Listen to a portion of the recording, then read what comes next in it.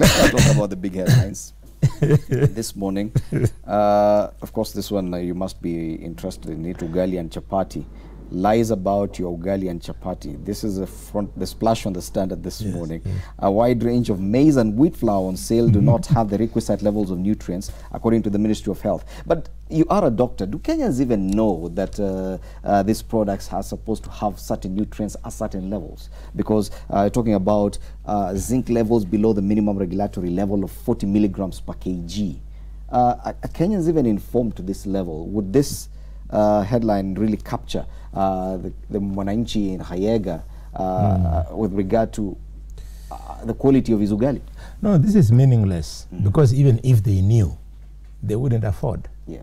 I mean, for those of you who have had an opportunity to go or live outside in Europe, this kind of food that they're describing here, very few of those nationals can be able to afford. Yes. They eat junk food. This kind of food is extremely expensive, and therefore it goes back to the issue of the food policy.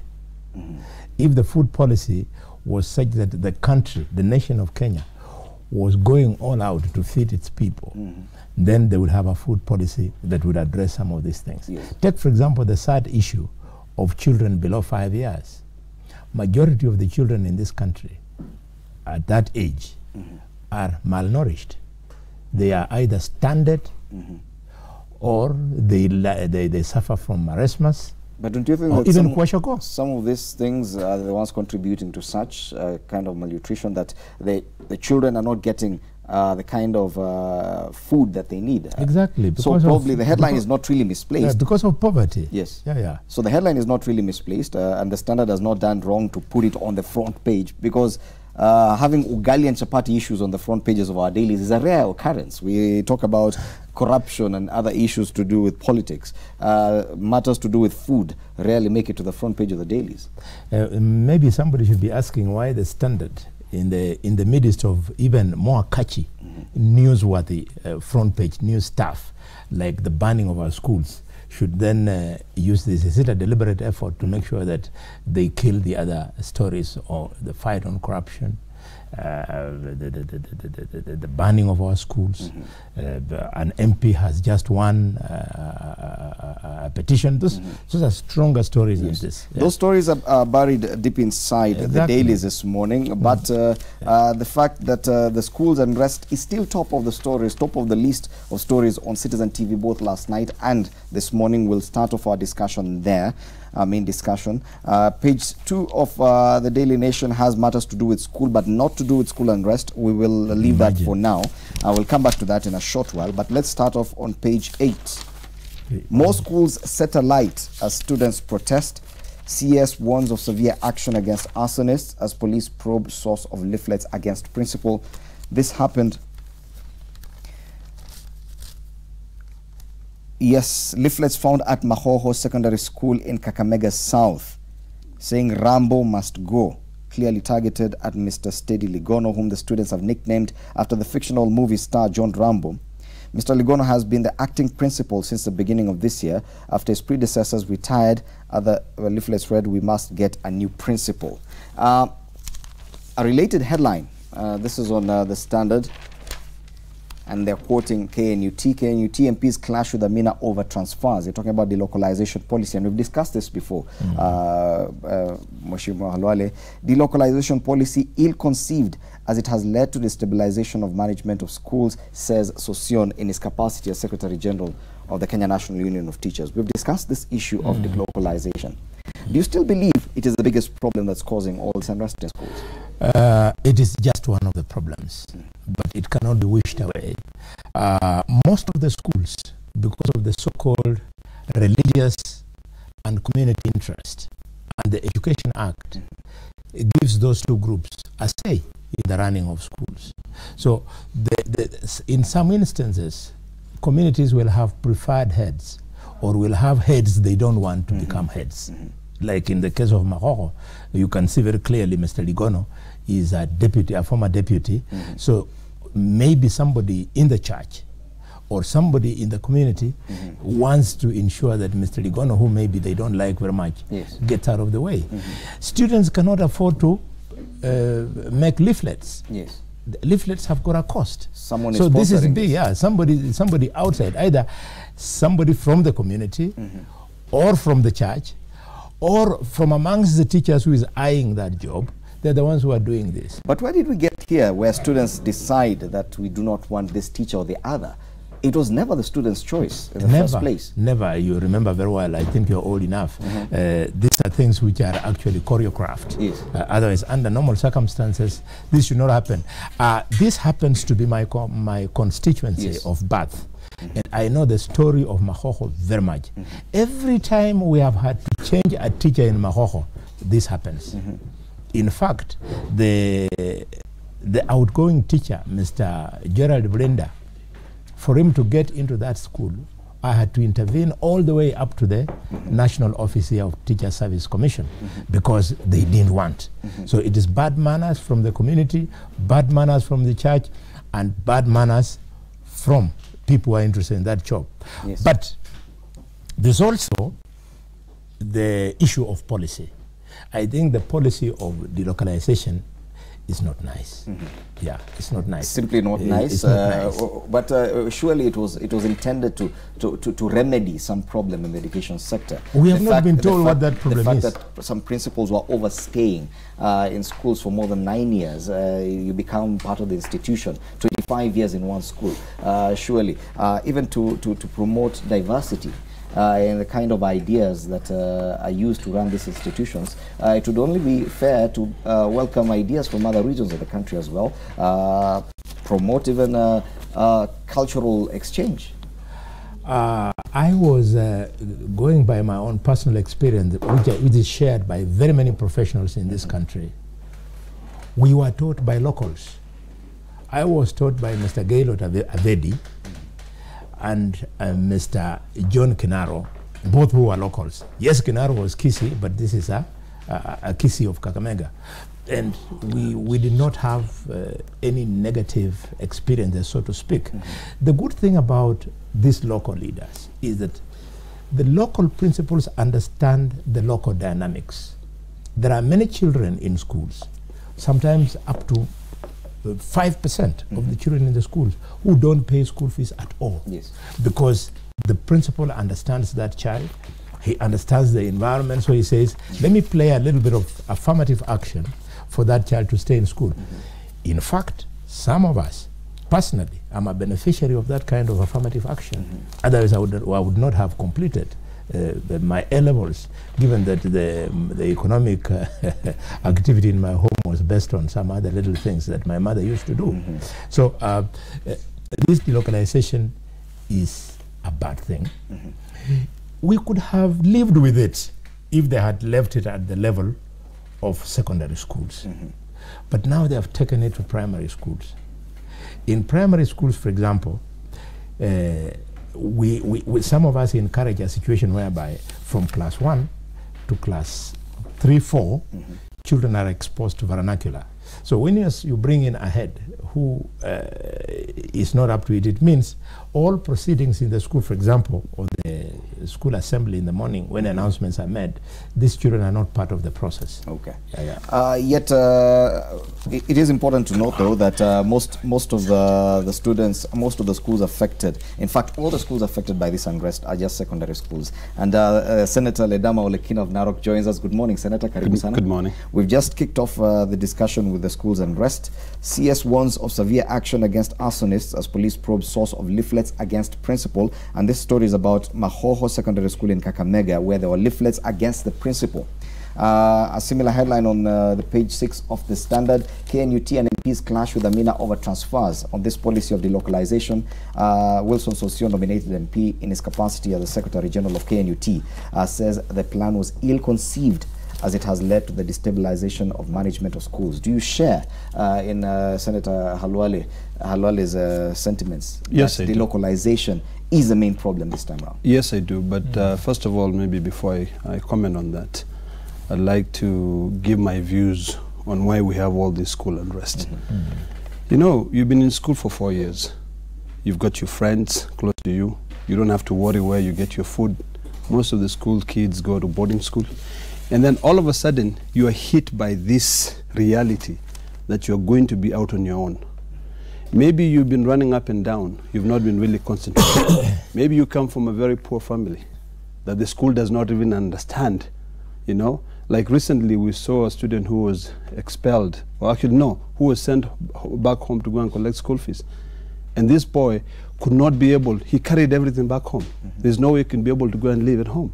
So when you are hit by that reality, the fear of unknown makes you act in a way that you're trying to fight to either to remain in school, to find a situation whereby the exams can be suspended, so that at least you can still find a place that you can go back to. That is the one thing that we have to be able to address. On the issue of delocalization, I'm one of the people who believe that for you to be able to get a good, sound education background, you need people around you who understand your environment. When you bring in a teacher from another county to come and teach primary school kids, first of all, they don't speak a language, and that could become a very big barrier. The kids need to be able to live in their surroundings. Sometimes some of these things that we read, we may not be able to really demystify them. But when you have somebody local, they might be able to support you, understand. Like for me, I will not lie to you, I was assisted mostly by teachers who are from my home area.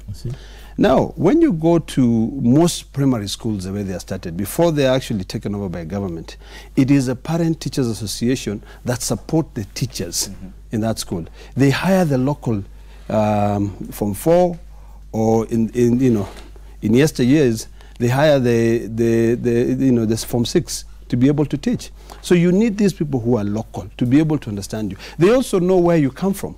If you become problematic in school, they can be able to go and talk to your parents. They can call a community to be able to support you.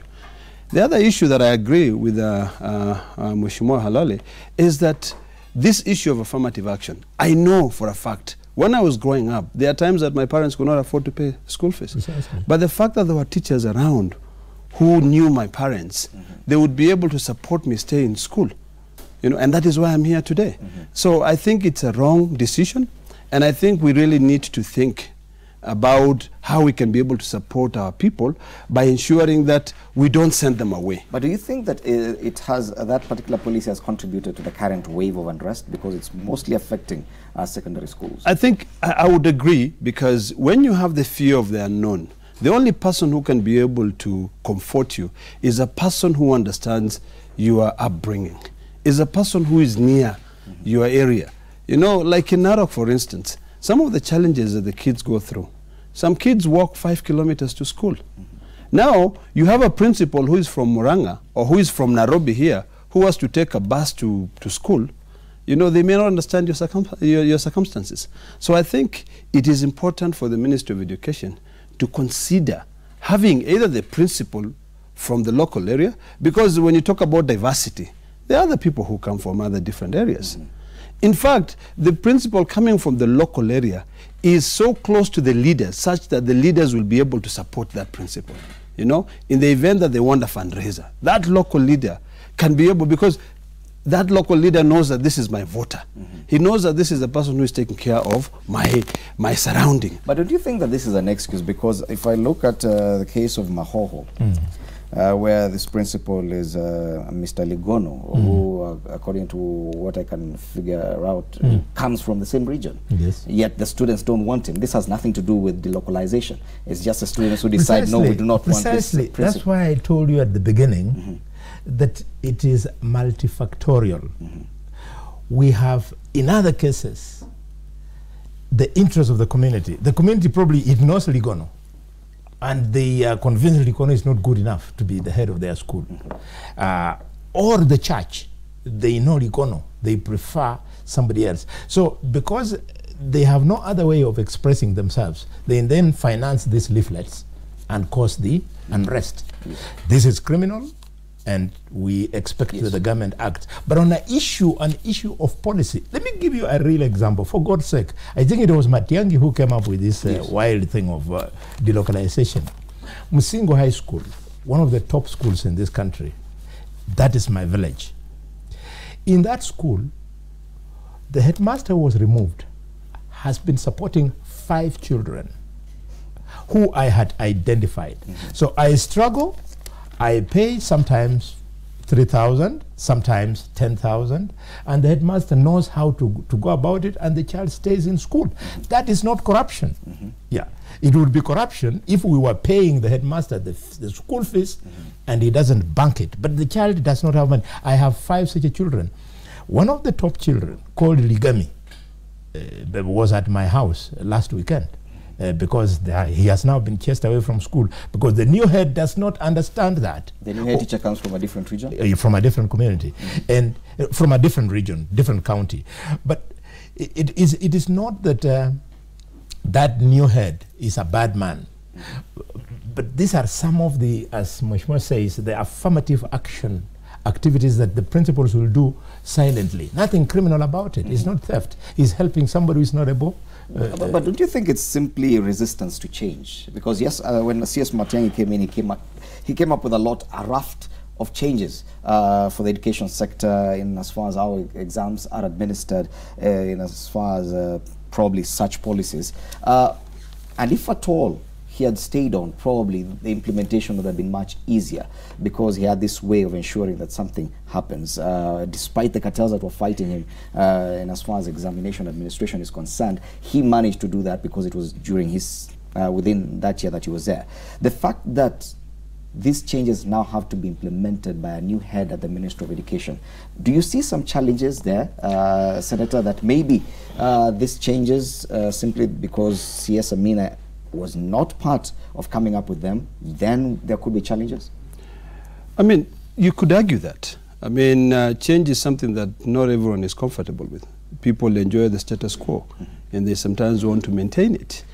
And you will find that in some instances, like, I'll give you a practical example. Masai Mara University, where we have the Vice Chancellor is from, I think is from either Kakamega or somewhere. And the locals saw her as someone who is a stumbling block to their development. And when you dig down into all the issues that they were fighting about, is that the locals were so comfortable. They were able to really take advantage of the situation. So sometimes that could be, you know, I will not disagree with, you know, the thought that it could be resistance to change. But when you come down to primary school, it is really the realization that, you know, when we were growing up, things were very different, you know. But now things are tough. Kids, when they're young, they know that when they get to be 16 years old, they're on their own.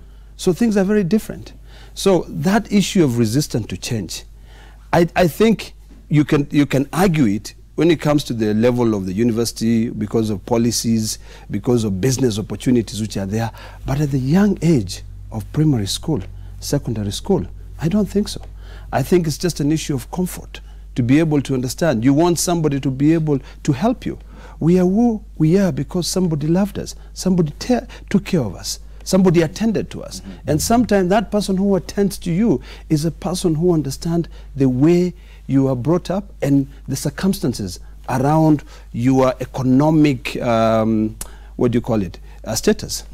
So and you know, that thing of understanding, I wish Matiang'i could stop pretending, at least at the time he was making those decisions. We have children in Nyamira High School.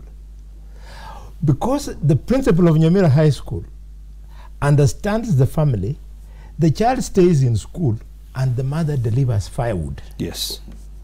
Or the child stays in school, the mother brings water to the school. Anasomba maji for the school consumption, because some of the schools don't have piped water. So when a new head comes in, he just says, every child whose school fees is outstanding, get out of the school. Yeah. That creates a lot of unrest because this mother has been doing this job for the last 3 years. Then in comes somebody new and the life of this child is threatened. But don't you some of those children, and in most African communities, the Maasai and the Luya people and many other communities, the children belong to communities. Yes. So when a child is doing well at Kakamega High School, and then the mother was keeping the child in school by supplying firewood, she didn't have cash. Because if you make her to sell the firewood before she brings the school fees, it is sometimes the dynamics is but let me just, the community will resist. Let me just interject a little bit. I think we currently we can come up with solutions that can be able to help stop the school unrest. I'm one of those people who believe that the schools unrest are brought about by the fear of unknown. I mean, I have the advantage of having spent most of my life in the US, and I realize that in schools, in secondary schools, young kids are mentored into careers at an early stage. So I think what we ought to do is to try and have this mix of our corporations coming in and mentoring, having a career day as early as in high school, you know, so that you can be able to acquaint these kids with skills that they can be able to get, or maybe for them to understand what they are pursuing and how that can help them. Okay. We have a lot of local communities. You have a lot of local businesses which can be able to absorb this youth. So once we start mentoring them, because one of the biggest problems that we have in this country is that when you are a student, you're out there on your own. You know, the only comfort you have are your colleagues in school. We leaders are failing. You know, the community is failing. The business community is failing. We need to be able to mentor these kids at an early stage. You know, help them. When you grew up, I don't know whether you wanted to become a journalist, but you'll find that in our schools in Kenya, when a child is young and you ask that child, what do you want to be when you grow up? The child will tell you, I want to be a doctor. But the reality out there, that child will never be a doctor. When you go to other countries like the US, when a child says, I want to be a doctor, that talent is nurtured. You know, that interest is nurtured. And all of a sudden, luckily enough, maybe that child becomes a doctor or has the opportunity to become a doctor. Okay. So the mentoring aspect is key. Yes. Because we cannot just be talking about the school unrest. And it builds to the big discussion about the change in our entire education system. But there is anxiety, and probably this is part of what we're discussing, the fact that last year, within a year or so, quite a lot of changes were made in the education sector. Examination administration, changing curriculum, all these things happened within a very short time, including the enactment of this policy on delocalization. The fact that now we seem to appear to start challenging some of these things. We're saying that delocalization is not working, this and the other is not working. There is anxiety that probably, because the national exams are coming up in 3 months' time, that we might also want to renege on some of the changes, in as far as administration of exams is concerned, now that we have a new head at the ministry. Do you share in that kind of anxiety? You know, law, and I've been making law for many years. Welcome to the lawmaking exercise. I've been making a law that you cannot implement with ease, even if it's a good law, then it becomes a bad law. Number two, if members of the public are found resisting a bad law, then they are exercising the highest respect for law. You see, we have various aspects about a good and a bad law. A directive by the minister, even if it is not legal, the moment he has made it and it has been adopted, it assumes the status of a law. Like, for example, paint all our buses yellow. Okay? The minister was very excited. He had made a unique announcement. Yes, the buses were painted yellow, but at what cost? And who underwrote that bill? So obviously, very quickly, when the school wants to paint the bus, the head teacher then writes to the parents that we need to repaint our bus. We have increased the school fees by 200 shillings or 2,000 shillings. In the process, there is economic pressure on the parents. When the same minister then jumped and said he's going to change all textbooks. When you change all textbooks, again the head teacher tells the parents we have to buy a new set of textbooks. In fact, what members of parliament should be asking Matiang'i is, what is your interest in making sure that somebody is given the business of importing yellow paint? What is your business in ensuring that some publisher is allowed to publish a new set of textbooks. If you could declare his interest, then it would be clear, because I think this is just economic sabotage. Now that we are questioning all these changes introduced by Matiang'i, now that he's no longer head of education, are we going to question even the administration of examinations in 3 months? No, actually, there's one point that Mheshimiwa mentioned, which I want to contribute on. Because yesterday, at the Energy Committee, we were discussing this issue of the local content. And then during our discussion, it appears that now that we are the second stage, almost the third reading of the bill, which is sponsored by Senator Gideon Moi, we got information that the ministry is now coming up on a policy on local content. So there is this issue, there is this disconnect between the policy and the law. And sometimes when we lawmakers come up with a law, and then later on the ministry comes up with a policy, they don't rhyme. And it becomes very difficult for the ministry or the executive to implement the law, because there is a huge disconnect between the policy and the law. And the problem is that when Mheshimiwa first went into parliament, it was during Moi's era, I hope so. No. Or maybe after. But before, let's say, you moved in Kibaki. We are the ones who removed Moi. Very good. Yeah. Well, now, during that time, most of the bills in parliament were sponsored by the government. Now, it is different. Private members' bills. You know, currently, I mean, I have 2 of my bills here that I'm, which have already been published. And a lot of other members are publishing a lot of the bills.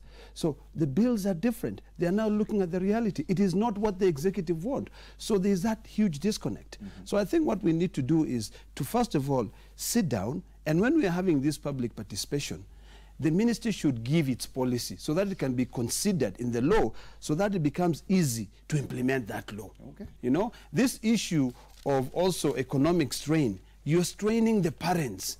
All these new changes, paint the bus yellow.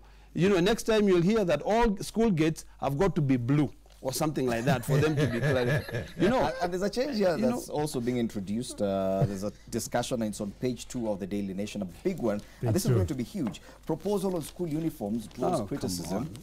I mean, seriously? This is a proposal to have all students in the country wear the same uniform from January next year. You know, let me tell you, that is the most ludicrous thing that I've ever heard. What does your school uniform have to do with your medulla oblongata? You know, what does it have to do with your learning? Seriously? The argument I know schools. That schools, some school uniforms have become too fanciful, that they almost look like civilian dressing. So what? And some schools are also taking advantage of parents by overcharging them when it comes to school uniforms. Let me tell you, that is an avenue of someone making money. Exactly. Let me tell you that. Because I don't care what you wear to school. I went to school without shoes, and I'm here now. You know, it doesn't matter what you wear. I mean, there was the whole concept of school uniform was good because it sort of like brought the uniformity, where everyone, it doesn't care how, which background you come from, you can be able to blend in. The issue of school, let us stop burdening these parents. Okay. Mheshimiwa Lale, on this issue of school uniforms? School uniform, same uniform across the entire country. I now want to speak not as a leader in this country, but as the patron and founder of Malinya Girls High School. This is a unique school which I founded because I realized we have brilliant children who are called to top schools, provincial and national, but the parents cannot afford. So I founded a school, it absorbs these children, and the children are very stable. We have a unique uniform for them to capture all that that I have said above, that speaks to their social challenge, that has created a sense of heritage, that gives them identity. So now, when you take it away, then Malinya Girls moves away from what we wanted it to be, and it becomes some other monster that is supposed to enable people to make money. Let me tell you, we have children whose parents can manage to buy only one set of uniform. One pair of uniform, probably in 2 to 3 years. So when you change it like this, they cannot afford. Granted, the school uniform is around 1,600 shillings, but many children drop out of school because of that very fact. Now, I don't know whether it is my sister, Amina. No, it's actually chairperson of the Parents Association, Nicholas Mayo, chairman of the National Parents Association, is the one who came up with this proposal, saying it is meant to reduce the cost of uniforms for parents. Oh, very well. So, my advice going forward would be, for purposes of painting buses, painting gates, changing uniforms, if it must be done, let it be reduced into a piece of legislation, so that our members of parliament, our members of county assemblies, even such a decision should be taken through parliament. Yes, either as a law or rules and regulations accompanying a law. Yes. Once it is done by our legislators at the county levels and at the National Assembly, then it is something we can live with. But some fellow called Mayo, we don't know who Mayo is in this country. He came up with a proposal, but according to this story on page 2 of the Daily Nation, ministry officials are already talking about it. And they're quoting here, PS Bello Kipsang says, as we move towards having the same uniform and fabric in all our schools, we want Rivertex to prepare so that they play a role in their there you are now. This is according to what the Daily Nation says. Let me tell you. You know what? It's all about money. You know, and it is really sad. You know, if, for instance, if Rivertex is willing to give all those school uniforms for free, then I'll welcome that. But burdening the parents, I mean, it is wrong. Let me tell you, we live in a society whereby leaders or people in position of influence see opportunities to take advantage of anything that comes up. Like right now, and I'm sorry to change the subject, but allow me. Right now, there's a big issue in the country where we have a lot of conditional grants which are coming into the country through the urban planning program. You're finding that most counties, which don't even have sufficient facilities on the ground, want to access that money. They want part of that loop. So they are all declaring municipalities. No public participation. Seriously. This is something that ought to be taken to the communities. The people have got to give their views. You cannot sit in the ministry and decide. You cannot say, now we want Rivertex. So what? I mean, so if I was getting my material cheaper in Tanzania, or if I was getting my material cheaper in River Road, I will not go with that pattern. I will only go with what Rivertex makes. If there is goodwill behind the statement on Rivertex, then we should not be applying that in respect of school uniform. We should promote our textile industry, not through school uniform, but through mitumba. Let them stop importing mitumba completely, so that we create jobs at our textile industries and we get apparel locally. But just to create an avenue for one company, so that it rips all our parents. Jesus Christ, Mr. Kipsang, do you have an interest in Rivertex that happens to come from Eldoret? Well, I'm just relying on the story as written by the Nation team on second page of the Daily Nation today, and it's quoting the I would want to think that maybe he was misquoted. I mean, seriously, I'd want to be fair to the guy. Maybe he was misquoted. Yes. Maybe he meant you know, the textile manufacturing companies in this country. And I have to clarify that Citizen TV cannot independently verify some of these quotes. I'm just reading as the story is written on the Daily Nation.